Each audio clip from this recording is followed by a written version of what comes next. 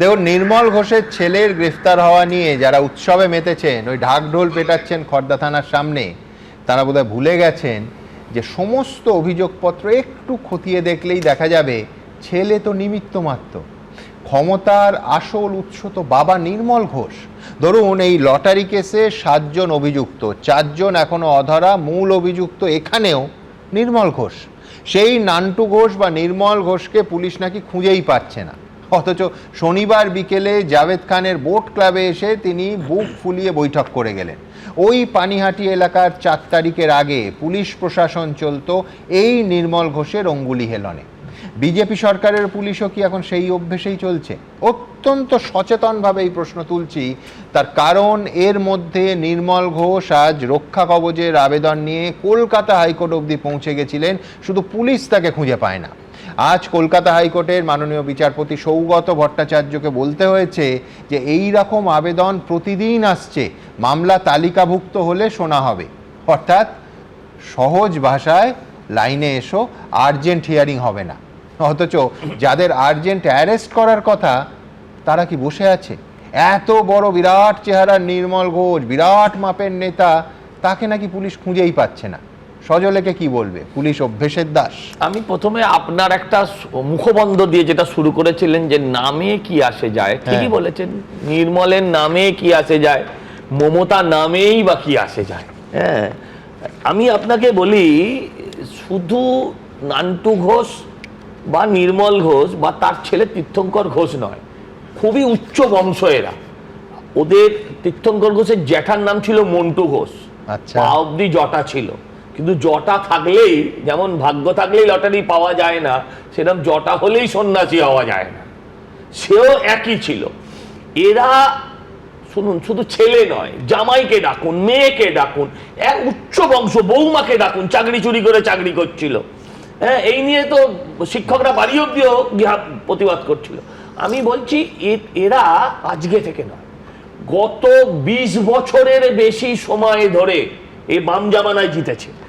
20 বছরের বেশি সময় ধরে পুরো বেতাজ বাদশা যা বলা হয়, তড়িৎ তোপদারদের কথা বলি আমরা ব্যারাকপুরে, তারা ছিল খুনি, তারা ছিল রাজনৈতিক সন্ত্রাসী। আর এরা হচ্ছে খুন শুধু নয়, এদের খুন, বেগুন, এদের কোনো কিছু বাদ নেই। আমি বলছি, নির্মল ঘোষের আজকে বয়স কত? নির্মল ঘোষের আজকে বয়স কম বেশি 70-এর কাছাকাছি হওয়া উচিত, 70-এর বেশি হওয়া উচিত। সজল, আমি এটা বলি, একটা সময় এই পানিহাটি পুরসভা বলা হতো ঘোষ পরিবারের, এর বাইরে কেউ নেই। একদম একদম, আমি বলছি পাতাও নড়ে না এদের অনুমতি ছাড়া। একদম তাই, এর পরিবারের ওর চেয়ারম্যান ওরা হবে। হ্যাঁ, জ্যাঠা মরে গেলে বাবা হবে, তারপরে ভাই ছেলে হবে, ছেলের বউ হবে, জামাই হবে, মানে পুরো পানিহাটির হাত, মানে একদম স্ট্র দিয়ে যেমন চষে না, এরকম ভাবে চুষেছে। আমি বলছি এর অনেক গুণ আছে। কিন্তু আমি আপনাকে বলছি, গত 15 বছরে পানিহাটিতে যত রাজনৈতিক কর্মী খুন হয়েছে, আপনি খোঁজ নিয়ে দেখুন, তার অধিকাংশের পেছনে এর কলকাঠি আছে।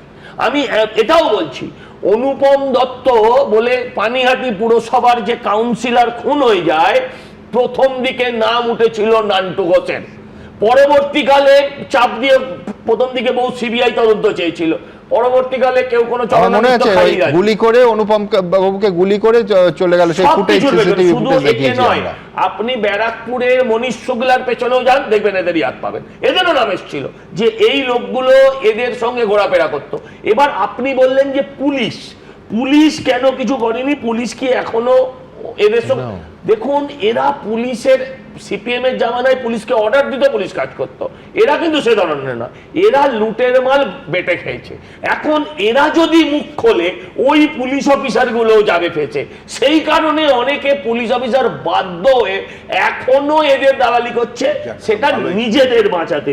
আমি বলছি এ অনেক গুণ আছে। কিন্তু এ ভাববেন না 70 বছরে শুধু পার্থ একাই ছিল তৃণমূলে। আমি আপনাকে একটা ভিডিও দেখাচ্ছি, আমি জানি না আপনার এই ভিডিওটা ক্লোজ করা যাবে কিনা।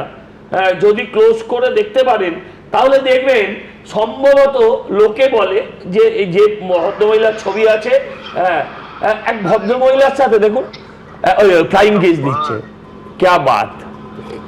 হ্যাঁ, কোথায় যাচ্ছ? মানে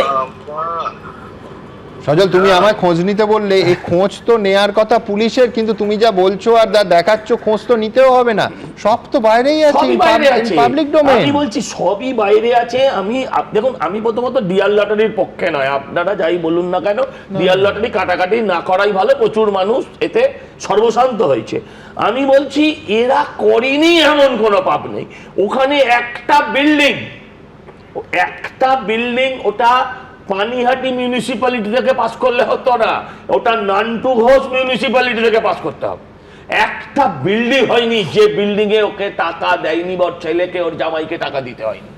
একটা বিল্ডিং, একটা বাড়ি, একটা ইট কেউ কাটতে পারিনি।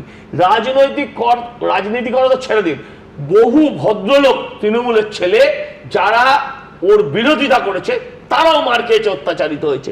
আমি বলছি এরা, আপনি অভিষেক ব্যানার্জি, মমতা ব্যানার্জি, তার ভাইদের কথা বলি, আমি বলছি এই মডেলটা না প্রত্যেক পাড়ায় পাড়ায় আছে। তৃণমূলের জামানায় এরা প্রত্যেক পাড়ায় পাড়ায়, অথচ ব্যবহার সামনে এলে না আপনি ভাববেন এর মতন মানুষ হয় না, মাটির মানুষ, গাল টিপে ছাড়া কথাই বলে না কারণ। কিন্তু এদের এত দুর্নীতি, এত অত্যাচার, এত শোষণ এদের রয়েছে যে আমি ডিম মারার না, সবাইকে ডিম মারার পক্ষপাতী না। এই যে ভাইপোকে ডিম মেরেছিল আমার ভালো লেগেছিল, এই যে ডিমের বন্যা করে দিল, একে জুতো পেটা করা উচিত জনগণের। এবং আপনি দেখে রাখবেন, আজকে না হলে কালকে একে জনগণ সেই কাণ্ডটাই করবে। এবিপি আনন্দ, এগিয়ে থাকে, এগিয়ে রাখে।